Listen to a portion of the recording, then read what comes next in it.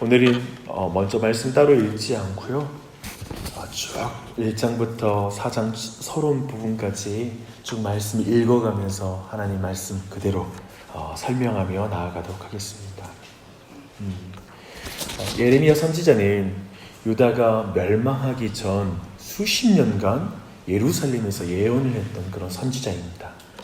그는 유다 말기 요시야, 여호아스, 여호야김, 여호야긴, 시드기야 모두 5 왕의 그 시대 가운데 하나님의 말씀을 우리에게 전달해 준 그러한 특별한 선지자입니다. 네, 예레미야서의 서론에서 주목할 것은 하나님이 예레미야의 부르심의 기록에 특별히 많은 부분을 할애하고 있다는 것입니다. 4절, 5절을 보겠습니다. 1장 4절, 5절 함께 있습니다. 여호와의 말씀이 내게 임하니라. 이르시되 내가 너를 모태에 짓기 전에 너를 알았고 내가 배에서 나오기 전에 너를 성별하였고 너를 여러 나라의 선지자로 세웠노라 하시기로. 8절도 읽겠습니다. 너는 그들 때문에 두려워하지 말라. 내가 너와 함께하여 너를 구원하리라. 나 여호와의 말이니라 하시고. 지금 하나님은 예레미야를 선지자로 예정하고 부르셨다라는 것을 굉장히 강조해서 말하고 있습니다. 왜 그럴까요?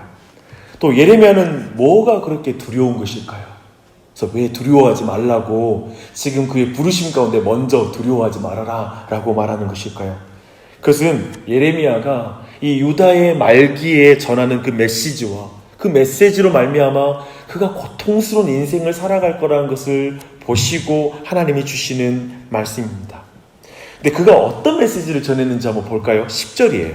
1장 10절 시작. 보라, 내가 오늘 너를 여러 나라와 여러 왕국 위에 세워 내가 그것들을 뽑고 파괴하며 파멸하고 넘어뜨리며 건설하고 심게 하였느니라 하시니라. 예레미야 선지자가 전한 메시지는 뽑고 파괴하며 그리고 넘어뜨리며 건설하고 심게 하는 메시지이죠. 근데 뽑고 파괴하며 그리고 파멸하고 넘어뜨리는 메시지는 곧 심판에 대한 경고의 말씀이고, 건설하고 심게 하는 메시지는 회복에 대한 소망의 메시지. 이 2가지의 메시지를 예레미야는 전했습니다.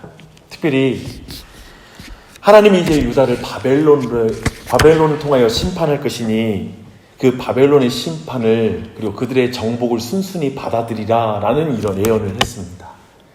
당연히 그 당시의 권세자들과 백성들에게 그가 얼마나 핍박을 당했을지 그리고 얼마나 인기가 없었을지 우리는 충분히 상상이 됩니다. 참으로 이런 의미에서 볼 때 우리 그리스도인들이 이 땅에서 동일하게 환영받지 못할 것이고 미움을 당할 것이라고 말씀하고 있는데, 그러하게 우리 모두가 하나님 앞에서 확인할 거 뭐냐면 우리를 예정하여 부르셨어요. 그리고 하나님은 우리에게 주신 그 사명은 세상에게 인기 없는 메시지예요. 그리고 지지받지 못할 수 있어요. 하지만 하나님이 예정하여 부르셨다. 두려워하지 말아라 라는 그 음성을 듣는 사람만이 이 마지막 시대에 하나님의 그 부르심의 사명, 말씀을 세상 가운데 증거하는 사명을 이룰 수 있는 줄 믿습니다. 이 자리에 있는 모든 여러분이 그러한 사명을 이루는 그런 믿음의 사람, 그 은혜가 넘치기를 바랍니다. 에릭 크랩이라는 목사님은 예레미야서를 통해서 주신 하나님의 메시지를 이렇게 의미 있게 소개했어요. 나는 내가 이 세상에서 사는 동안 너를 모든 고통에서 보호해 주겠다고 약속하진 않는다. 그러나 안 좋은 일이 생길 때에도 나의 선함을 믿을 수 있는 능력과 앞으로 선한 계획이 펼쳐질 거라는 소망을 주겠다고 약속할게. 이 메시지를 우리에게 주십니다. 할렐루야. 아멘. 얼마나 감사합니까? 예레미야서 전체에 대한 대략의 개관이 이 말씀이에요. 그런데요, 예레미야서는 어제 우리가 살펴봤던 아가서의 동전의 양면과 같은 책이라는 생각이 1장부터 이렇게 말씀이 있는데 제 마음에 너무 들었어요. 무슨 말일까요? 사랑에 흠뻑 빠졌던 솔로몬과 그 술람미 여인의 이야기와 어쩌면 너무 분위기가 다른 메시지잖아요. 그렇지만 사실 그 사랑스러운 부부가 파국을 맞았을 때의 장면, 그게 예레미야서의 내용이라는 생각이 들었습니다. 신랑인 여호와 하나님과 신부인 남유자의 관계가 파국을 맞은 그 이유가 뭘까요? 왜 그 좋던 믿음의 사랑의 관계가 왜 깨질까요? 그게 2장 13절에 나와 있어요. 2장 13절 함께 있습니다. 시작. 내 백성이 두 가지 악을 행하였더니 곧 생수의 근원되는 나를 버린 것과 스스로 웅덩이를 판 것인데 그것은 그 물을 가두어 두지 못할 터진 웅덩이들이라. 매우 생생한 표현이죠. 그렇죠? 하나님의 소유인 백성이 생수 곧 생명의 근원이신 하나님을 버리고 스스로 살 방도를 찾았다라는 것입니다. 이 말을 이 당시의 정치적 상황으로 말하면 이스라엘 백성은 아수르와 바벨론의 유협 앞에 끊임없이 애굽의 군대를 동원해서 어떻게든 정치적 균형 가운데 살아남으려고 하는 그런 술수를 썼지 하나님을 찾지 않은 거예요. 그 부분을 말하는 것입니다. 이것은 2장 19절에서도 굉장히 생생하게 이렇게 표현하고 있어요. 함께 읽겠습니다. 시작. 내 악이 너를 징계하겠고 내 반역이 너를 책망할 것이라. 그런즉 내 하나님 여호와를 버림과 내 속에 나를 경외함이 없는 것이 악이요 고통인 줄 알라. 주 만군의 여호와의 말씀이니라. 그 백성들의 마음에 깊은 곳에 있는 죄의 문제의 근원을 보여주고 있는 것입니다. 이 말씀은 잠언, 전도서, 아가서를 최근에 읽은 사람들에겐 정말 생생한 표현이에요. 보십시오. 내 속에 나를 경외함이 없는 것이 악이요 고통인 줄 알라. 왜 그렇죠? 잠언, 전도서 그리고 아가서에서 뭘 봤죠? 여호와를 경외하는 것이 지식의 근본이다. 무릇 지킬 만한 것보다 마음을 지키라. 생명이요 이에서 남이니라. 여호와를 경외하지 않음이 헛되다. 그 말씀을 배웠잖아요. 지금 유다 백성이 그렇게 그 마음에 여호와를 경외함이 없고 여호와를 버린 거예요. 어제 그런데 우리는 아가서를 정리하면서 여호와를 경외하는 것은 하나님의 사랑에 푹 빠지는 것이다 라는 그 말씀을 살펴보았습니다. 지금 이스라엘의 경외함이 없는 모습은 이제 결혼관계를 깨뜨린 음란한 여인으로 비유가 됩니다. 기가 막히죠. 말씀은 정확해요. 모든 것들이 정확하게 이 지혜로운 말씀이 항상 연결이 됩니다. 이스라엘의 경외함이 없는 모습은 결혼관계를 깨뜨린 것인데 3장 1절 보겠습니다. 우리 3장 1절 그 뒤로 쭉 읽어볼게요. 시작. 그들이 말하기를 가령 사람이 그의 아내를 버림으로 그가 그에게서 떠나 타인의 아내가 된다 하자. 남편이 그를 다시 받겠느냐? 그리하면 그 땅이 크게 더러워지지 아니하겠느냐? 하느니라. 내가 많은 무리와 행음하고서도 내게 돌아오려느냐? 여호와의 말씀이니라. 음란한 아내 유다를 심판하겠다라는 남편 하나님의 비유입니다. 마음입니다. 그런데 이런 하나님의 경고가 음란한 유다에게 먹혀들었을까요? 사실 하나님은 북이스라엘이 간음했을 때 그 관계를 끝장내므로 남유다에게 경고를 하셨어요. 유다 백성들이 들었을까요? 3장 8절 보십시오. 함께 읽겠습니다. 내게 배역한 이스라엘이 간음을 행하였으므로 내가 그를 내쫓고 그에게 이혼서까지 주었을 때 그의 반역한 자매 유다가 두려워하지 아니하고 자기도 가서 행음함을 내가 보았노라. 어떻습니까? 이렇게 보면 예레미야서가 아가서의 동전의 양면과 같은 책이라는 말이 이해가 됩니까? 철저히 그 사랑을 배신한 경외함이 없는 상태 말입니다. 음란한 신부, 특별히 에레미야서에서 놓치지 말아야 될 건 그거예요. 많은 표현, 무서운 표현에 현혹되지 마시고요. 그 모든 심판에 대한 많은 말씀에서 여러분이 놓치지 말아야 될 건 뭐냐면 하나님 아버지의 마음이 음란한 신부, 하나님의 백성을 향한 신실한 사랑, 하나님의 사랑, 그 사랑을 여러분은 예레미야서를 통해서 봐야 돼요.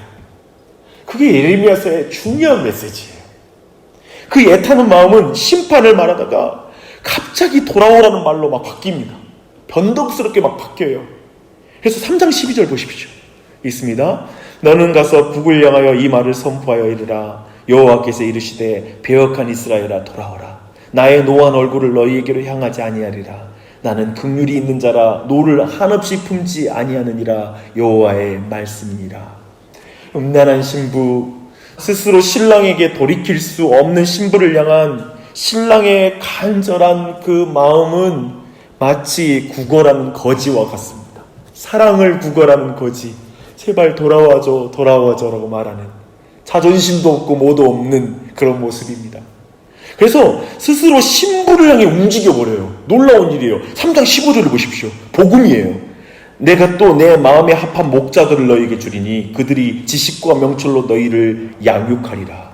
주님은 약속합니다. 3장 22절입니다. 배역한 자식들아 돌아오라. 내가 너희의 배역함을 고치리라 하십니다. 놀라운 일이죠. 이 고치는 놀라운 사역으로 어떤 일이 일어날까요? 22절 하반부를 보십시오. 긍휼을 입은 자들이 회개하기 시작해요. 보소서 우리가 주께 왔사오니 주는 우리 하나님 여호와시니이다. 23절 이제 사람들이 말합니다. 작은 산들과 큰 산 위에 떠드는 것은 참으로 헛된 일이라. 이스라엘의 구원은 진실로 우리 하나님 여호와께 있도다. 할렐루야. 할렐루야. 놀라운 변화이죠. 우리는 주님의 마음에 합한 목자들이 최종적으로 가리키는 참된 목자가 누구인지 알고 있습니다. 참으로 그분이 배역한 자식들을 돌아오게 하고 그 배역하는 마음을 고치신 그분이 누군지 알고 있어요. 우리 구주 예수 그리스도입니다. 그분은 이 땅에서 가장 먼저 이렇게 외치셨습니다. 회개하라. 천국이 가까이 왔느니라. 배역한 자식들아 돌아오라. 내가 너희의 배역한 것을 고치리라. 수고하고 무거운 짐진자들아 다 내게로 오라. 내가 너희를 쉬게 하리라. 내게로 오라. 여호와께로 오라라고 말씀하셨습니다. 그리고 그분은 배역한 자들의 마음을 고치셨습니다. 어떻게 해요? 그가 찔림은 우리의 허물 때문이요, 그가 상함은 우리의 죄악 때문이라. 그가 징계를 받음으로 우리는 평화를 누리고 그가 채찍을 맞음으로 우리는 나음을 얻었다. 지금도 그 은혜를 경험한 사람은 이스라엘의 구원은 진실로 우리 하나님 여호와께 있도다 라는 이 고백을 이런 찬양으로 고백합니다. 구원하심이 보좌에 앉으신 우리 하나님과 어린 양께 있도다. 이렇게 찬양합니다. 그래서 예레미야서의 구조는 다시 4장 1절로 가요. 그러니 회개하라. 이스라엘아 돌아오려거든 내게로 돌아와라. 내게로 돌아오라. 그래서 이 시간 이렇게 기도하시게 해요. 주님의 목전에서 가증한 것을 버리게 하옵소서. 4장 1절의 말씀이에요. 3절 우리의 묵은 땅을 갈고 가시던 불에 또다시 파종하지 말게 하옵소서. 내 인생 허비하지 말게 하옵소서. 헛된 웅덩이 만드는데 내 인생을 허비하지 말게 하시고 참으로 하나님의 말씀을 따르게 하여 주시옵소서. 4절입니다. 주님 내 마음과 죽을 베고 여호와께 속하게 하여 주시옵소서. 그래서 2절처럼 오직 예수님을 자랑하는 내 믿음 되게 해 주시옵소서. 이 기도를 이 아침에 드렸으면 좋겠습니다. 이 기도가 우리 자녀들에게 고백되면 얼마나 좋을까요? 우리 자녀들의 마음에서 모든 가죽을 베고 여호와께 속하는 자녀가 되게 해주시옵소서. 주님 우리 가정의 묵은 땅 기경해 주시고 우리 가정이 헛된 가시던 불에 파종하고 허비하지 말게 하여 주시옵소서. 주님 오직 주님 목전에서 가증한 거 다 버리는 믿음의 가정 되게 하여 주시옵소서. 우리 교회가 그런 교회 되게 해주셔서 오직 여호와만을 찬양하는 교회 되게 해주시옵소서.